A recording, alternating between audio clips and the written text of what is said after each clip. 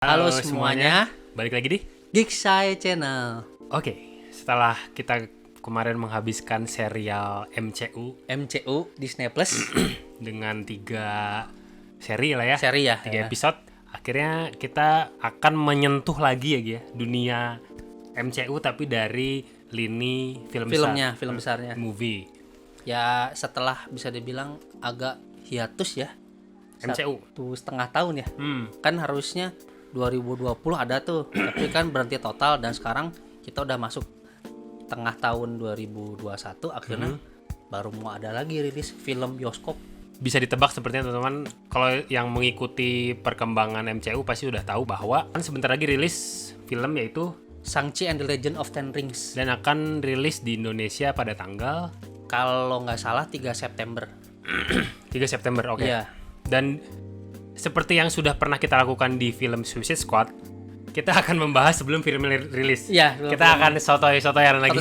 Sampai detik ini kita bikin video belum rilis, tapi kita biasa sotoy-sotoyan aja. Sebelumnya kita akan mulai dari seperti biasa source material. Jadi kalau dari sudut pandang gua dan mungkin kebanyakan penikmat MCU juga, Shang-Chi ini agak-agak tidak familiar ya. Sebenarnya bisa dibilang sudut pojoknya komik Marvel gitu. Jadi iya kan, kalau sebelum filmnya populer kan kalau Iron Man udah terkenal, Captain America dan teman-teman itu udah punya popularitas lah ya. Mereka OG-nya betul. Iya. Nah, sedangkan Shang-Chi ini tuh siapa gitu? Nah, iya. Jadi Shang-Chi itu sebenarnya asalnya kalau bisa dikoreksi dia terinspirasi jelas dari Bruce Lee ya. Nah, jadi kita pengen nih pendekatan bahwa masa sih superhero white terus ya? Kalau nggak black, kenapa nggak coba dari ras kuning gitu kan? Dan mungkin dari sisi kreatornya juga bosen kali ya? Bosen ya gitu. Kayaknya tuh Asia ada yang bisa diangkat. Nah, jadi dia ngambil inspirasi dari Bruce Lee. Dia tuh rilis pertamanya itu kalau nggak salah sekitar tahun 80-an gitu. Tapi dulu bisa dibilang apa ya, karakter yang datang pergi gitu. Jadi belum dapet panggungnya sendiri. Oh, ya bisa dibilang supporting terus lah. Supporting terus ya. Nah, dan itu tuh sebenarnya ada lini serial yang kungfu-nya Marvel itu diintroduksinya lewat si Iron Fist itu. Iya, itu juga rilisan Marvel Studios ya. Marvel, tapi yang versi apa? Marvel Net-nya sebutannya. Jadi jadi yang isannya underground-nya gitu. Nah, karena di sini tuh bisa dibilang mystical guard-nya gitu. Salah satunya itu ya si Shang-Chi ini gitu. Nah, jadi sana kalau ya semuanya berantem di dunia fisik, dia di dunia realmnya beda lagi gitu. Jadi Shang-Chi ya kalau kita bisa di sini tuh pakai tenaga dalam gitulah. Jadi kan ada sebuah lore-nya yang bisa dibilang agak astral juga gitu. Jadi bukan roh-roh, agak nyerempet mungkin bisa dibilang satu realm dengan Doctor Strange juga. Bedanya Doctor Strange sorcerer, sihir, dia mah ya dengan kearifan si kungfunya itu gitu kan. Martial artnya itu. Jadi ya energi juga sih sebenarnya. Dan akhirnya mungkin sekarang bagi Marvel Cinematic Universe lewat Kevin Feige, saatnya tepat nih untuk kita mengangkat ini gitu. Nah, tadi sih kita sudah coba jelaskan sedikit soal source materialnya. Mungkin kalau mau teman-teman lebih detail bisa riset sendiri lah ya. Nah, kita sedikit mau coba jelasin letak plot si Shang-Chi ini sebenarnya di mana sih di MCU sampai sejauh ini, karena kalau teman-teman mau perhatikan sebenarnya ini sudah diintroduksi sedikit ya dari awal sebenarnya. Sebenarnya dari awal tuh udah dikasih kalau di sini remah-remah rotinya, Easter egg-nya gitulah. Jadi cuman dari kita bisa dibilang banyak yang enggak juga sih. Banyak yang enggak. Nah itu, jadi kalau biasa teman-teman udah ngikutin filmnya Marvel Cinematic Universe, sebenarnya hal sekecil apapun kadang tuh nanti bisa dipanen ke depannya gitu. Iya. Nah ini salah satu contohnya ya Shang-Chi ini. Dia tuh kalau seingat saya udah pernah muncul bahkan dari awal MCU. Which is Iron Man 1 tahun 2008. Udah dikasih simbol-simbolnya. Kalau teman-teman inget yang terorisme yang mengurung si Tony Stark itu anggota Legend of Ten Rings juga yang botak itu. Kan ada Ten Rings itu kan ya. Terus habis itu jelas paling kentaranya itu dia muncul di Iron Man 3. Jadi ada mandarinnya itu.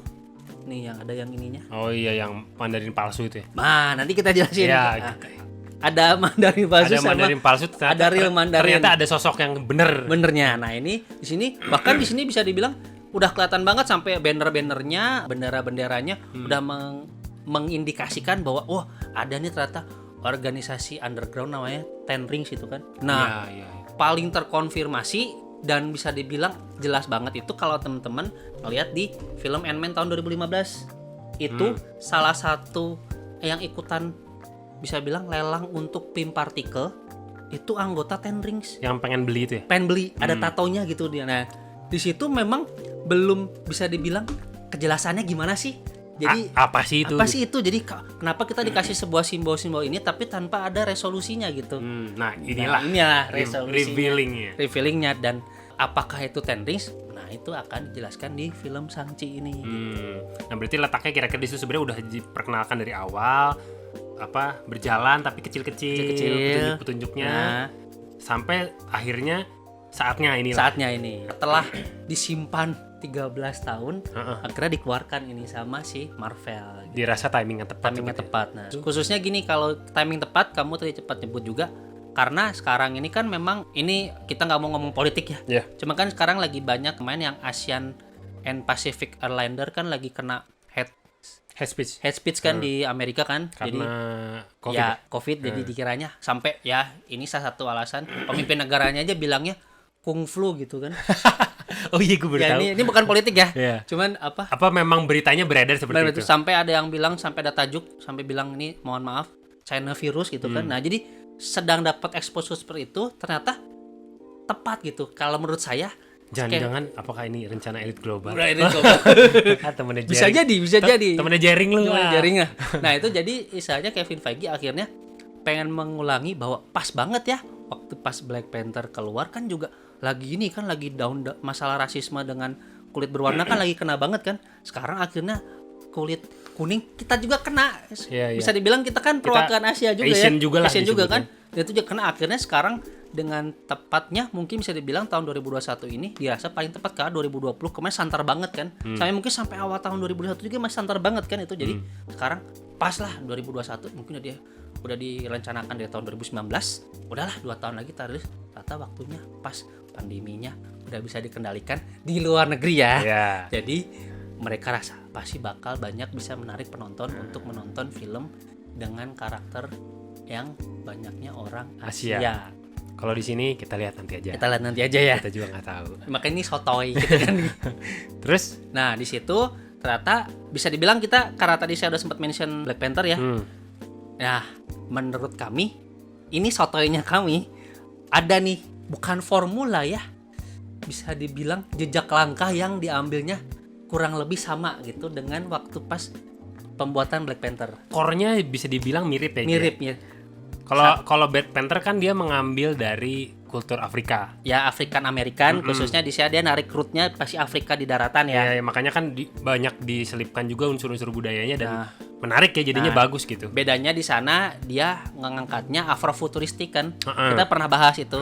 Jadi bahwa ngangkat ini loh kalau masa atau teknologi maju masa depan untuk dari bangsa Afrika gitu kan. Dan kalau kita lihat teman ya ada suku-sukuan kayak gitu ya, kayak gitu-gitu terus pakainya tradisional tapi campur dengan modern kan. Jadi dia di blendnya kayak gitu. Nah, kalau kami lihat ini nggak bisa dibilang apple to apple, cuman di sini dia ngangkat sama sih kalau menurut saya ngeliat dari trailer-trailer yang beredar, ternyata Ten Rings itu juga bisa dibilang banyak organisasinya.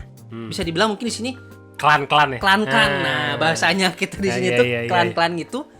Dan itu bisa dibilang akhirnya nanti ada satu pemimpin mutlak atas semuanya, itu yang dapat gelar The Mandarin. Nah, itu tadi kita sempat sebut di awal. Loh kan Mandarin itu yang orang palsu itu yang apa cuman buat aktor pemeran doang yang di Iron Man 3 ya. Nah, ternyata Mandarin itu ada sosok yang bener-bener aslinya gitu. Aslinya memang Mandarin itu kayak jubah, gelar. Di sini tuh kayak gelar gitu, title. Dan di sini kalau di film Shang-Chi nanti itu dia akan diperankan, kita udah pernah sebut juga oleh Tony Leung ya. Tony Leung. Nah, Tony Leung siapa lagi? Chuai. Itu aktor legendaris Hong Kong, benar-benar ditarik khusus buat berperan di sini. Untuk kebetulan dia bisa ngomong bahasa Mandarin bisa, dan juga dia bisa fasih berbahasa Inggris. Jadi mungkin nanti dia akan blend dua bahasa itu. Nah, itu yang kami akan lihat formula keduanya, apakah ini bilingual juga kayak film. Kata gue sih iya sih. Iya. Karena nggak mungkin full ngomong bahasa Inggris kan, kayaknya gimana gitu. Iya kan? Dan kita udah pernah sebut sempat singgung Tony Leung dengan segala macam latar belakangnya di video Wong Kar-wai. Wong Kar-wai silahkan lihat. Itu aktor favoritnya Wong Kar-wai. Apa namanya? Bagaimana dia bisa sampai akhirnya mendapatkan peran di sini? Itu perjalanannya panjang. Silakan ditonton. Ya. Terus formula ketiganya, kalau menurut kami ini bisa dibilang semuanya cast-nya. Nah, kalau cast-nya yang di Black Panther predominantly pasti African American. Ada sih yang benar-benar langsung tembak langsung kayak siapa? Kesukaannya dia si Mission. Goblok. Iya. Si keren dia keren. Dari Uganda langsung. Dia orang Uganda. Uganda. Terus sama jelas Lupita Nyong'o. Iya.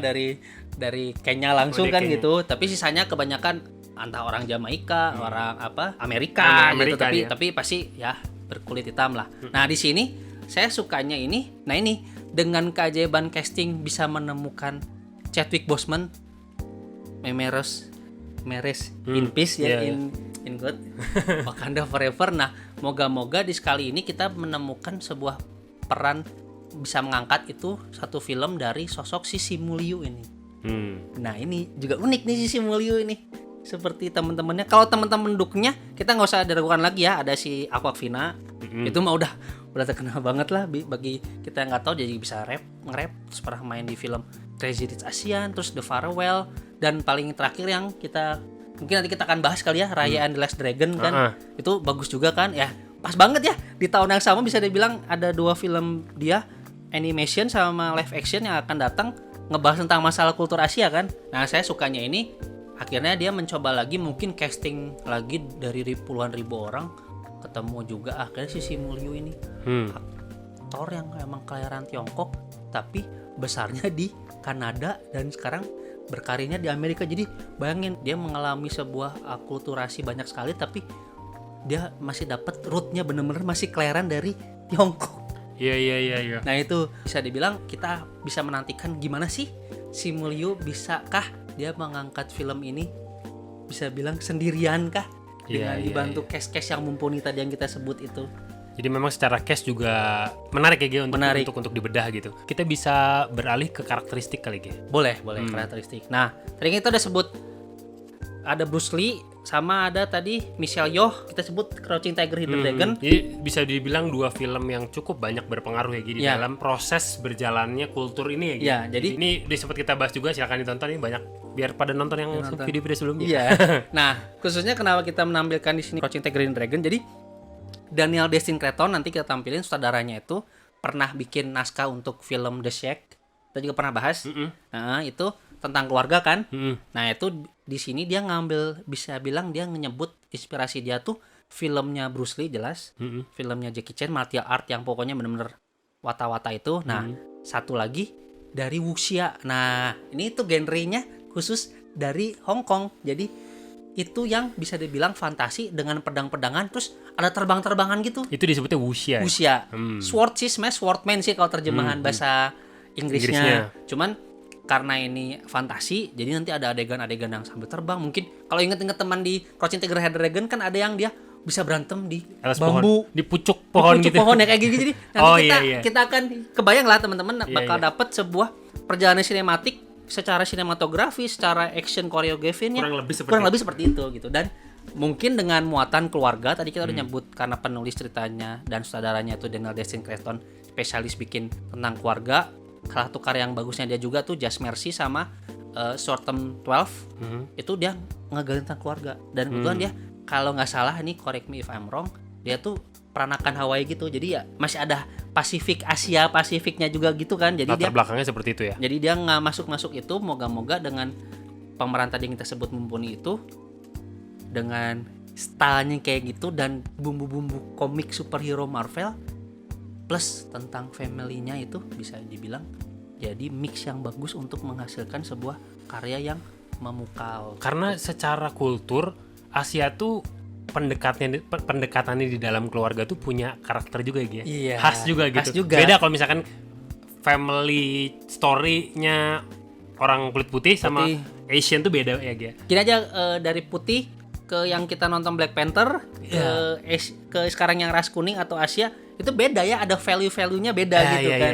Itu yang menarik. Nah, itu yang mungkin bisa dibilang sedikit banyaknya relatable gitu ke audiensnya nanti gitu. Apalagi salah satu penonton terbanyak film bioskop. Apalagi MCU kan juga Asia ya. Asia Kan penduduknya banyak.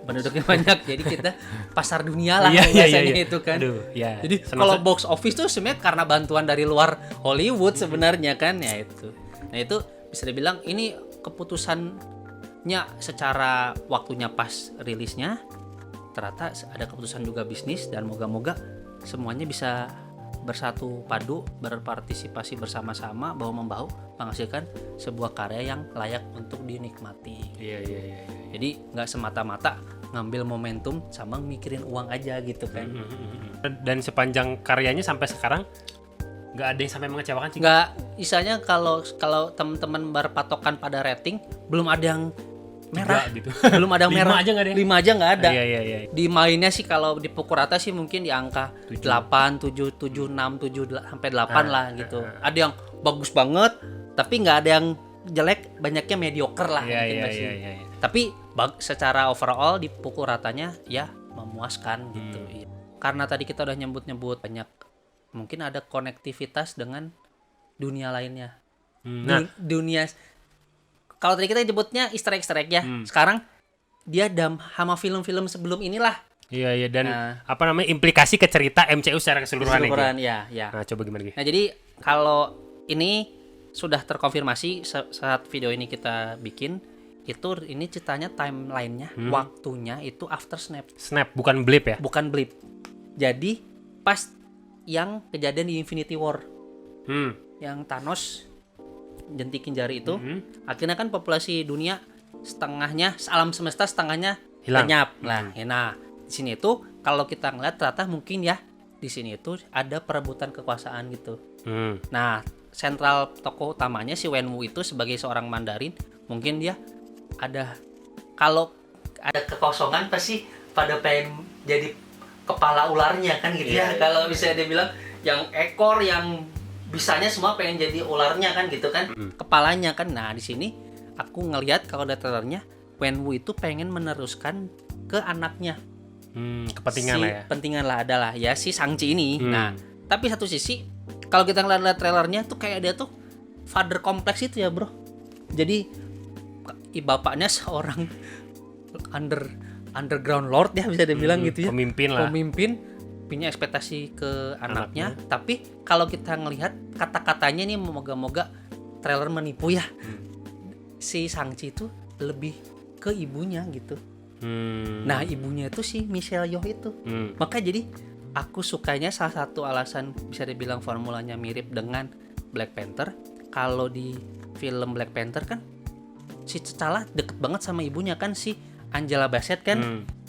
Nah, di sini juga si Michelle Yeoh, si Jiang Wen jadi yang deket dengan anaknya si Shang-Chi. Jadi di sini tuh Shang-Chi membuktikan identitas diri aku tuh sebenarnya yang mana gitu. Iya. Dan kalau kita ngeliat ini kan kayak apa ya, kerjanya kerja serabutan gitu, karena dia gak mau ngambil tanggung jawab berat atau bisa dibilang memenuhi ekspektasi dari bapaknya itu. Nah, disinilah mungkin akan ada sebuah perjalanan spiritual, mungkin perjalanan roh juga ya, kita nggak tahu ya, karena kita ngelihat trailernya kayak ada kayak turnamen gitu, jadi kayak ada dari kayak mungkin semi Mortal Kombat gitu kali ya. Jadi ya maksudnya gitu kan. Jadi di sini aku sukanya mungkin karena snap terjadi itu, akhirnya semua makhluk di banyak tempat atau para petarung di banyak tempat pengen menjadi yang terkuat gitu kan. Karena bisa dibilang kalau dia terkuat bisa dapat posisi yang di atas itu. Nah, itu kita ada clue, ada Abomination dari Incredible Hulk. Iya. Terus yang kagetnya ngelawan si Wong dari Doctor Strange. Nah, ini dia kok bisa ketemu gimana gitu ya. Ini kenapa film yang kita anggap kecil, bukan kecil, yang nggak dikira-kira kayak gini, ternyata ada konektivitas sampai Incredible Hulk 2008 sama Doctor Strange 2016. Nah ini gimana ini? Ini apakah Wong lagi sendirian gara-gara Doctor Strange hilang kan? Sibuk. Hilang. Oh iya, hilang kan? Oh, iya. Jadi di sini tuh jangan-jangan si Wong yang ditinggalkan di bumi sendirian untuk menjaga si Sanctum Sanctorumnya itu kan. Jadi di sini aku nanti penasarannya gimana sih posisinya Shang-Chi di dunia besarnya Marvel Cinematic Universe ini. ya ini sih mungkin akan terjawab dari si Wongnya dan si Abomination-nya ini. Kenapa tiba-tiba dua karakter itu muncul ketemu lagi.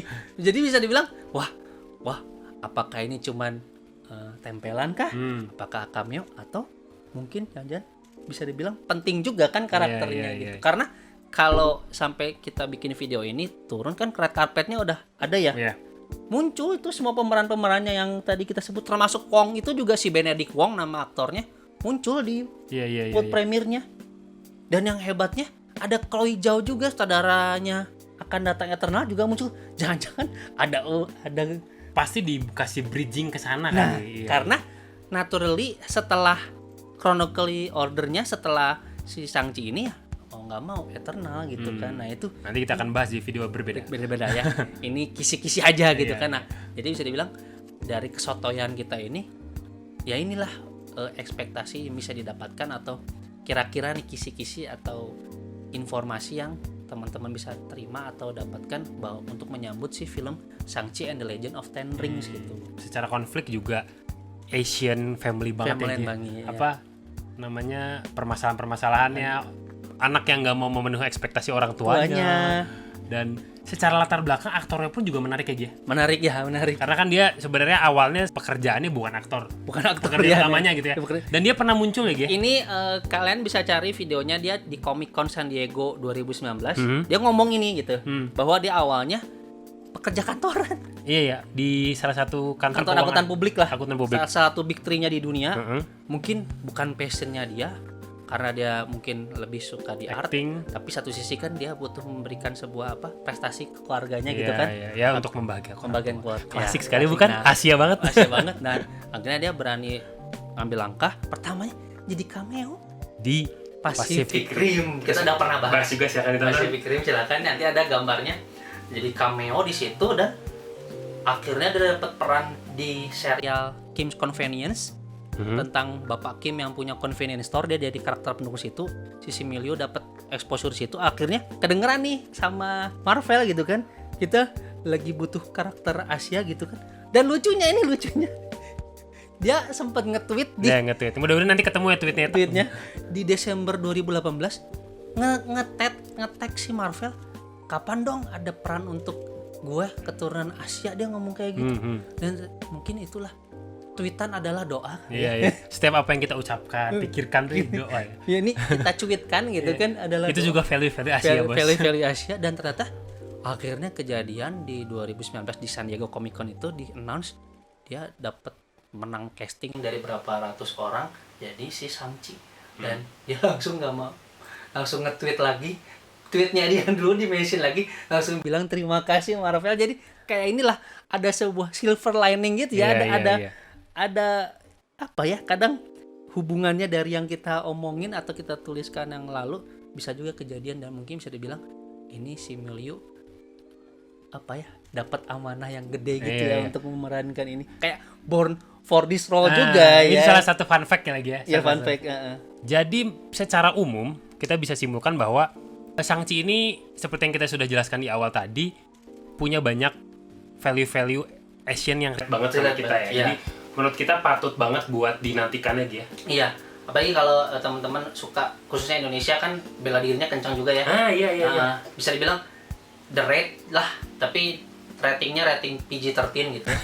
Kan kalau the rate mah ya tonton aja sendiri lah. Ya, jadi ini bisa dibilang terus didapat muatan komik superbook ya, komik superhero kan gitu kan. Jadi bisa dibilang pasti enjoyable, dan jangan ditanya lagi lah, pasti fantasi dan sinematografi sama efek-efeknya pasti udah level Hollywood lah gitu. Dan kalau mau tahu karakteristik film-film yang similar punya ini ya gitu, yang kita sebut tadi ya, seperti ini nih, dua ini. Jadi, khususnya kalau yang di sini Enter the Dragon kan ada budokainya tadi itu yang kita bilang kan. Terus ini jelas Crouching Tiger, Hidden Dragon itu nggak mungkin. Nah, nggak mungkin dilewatkan lagi. Nah, paling banyaknya film-film Jackie Chan lah ya. Rush Hour lah. Jadi, atau Drunken Master gitu. Koreografinya tuh suka ada muatan-muatan humornya. Iya. Nah itu kurang lebih seperti itu. Kalau kita bisa kasih bayangan ya. Iya. Karena kan kadang-kadang banyak juga yang nggak, ini Shang-Chi apa nih gitu kan. Iya. Nah kurang lebih seperti itu teman-teman. Sepertinya untuk video kali ini cukup. mungkin nanti kita akan bahas Eternal selanjutnya ya. Kalau untuk yang timelinenya linear, oke. Kalau teman-teman ada yang mau ditanyain atau ada info tambahan bisa di komen, kita diskusi aja. Kalau ada info yang kita nggak tahu juga boleh diinfokan. Silahkan komen aja, share juga kalau butuh bahan diskusi buat teman-teman atau informasi buat teman-teman yang lain juga. Ya. Jangan lupa subscribe, itu yang penting. Dan sampai jumpa di video selanjutnya. Bye-bye.